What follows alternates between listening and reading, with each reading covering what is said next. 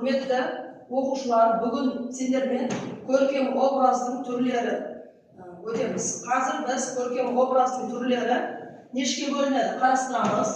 Мысалы үшін көркем образ дегеннің өзіне соны алдымен түсініп аламыз.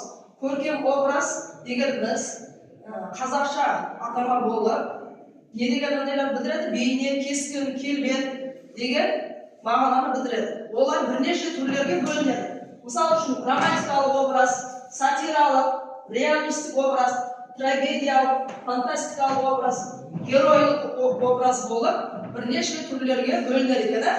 Қазір фантастикалық образға қайсылар кіреді? Фантастикалық образға қиял ғажайып әңгімелері кіреді. Мысалы үшін желаяқ, сақар құлақтар ертегісі және де алтын балық, алтын сақар ертегілері кіреді.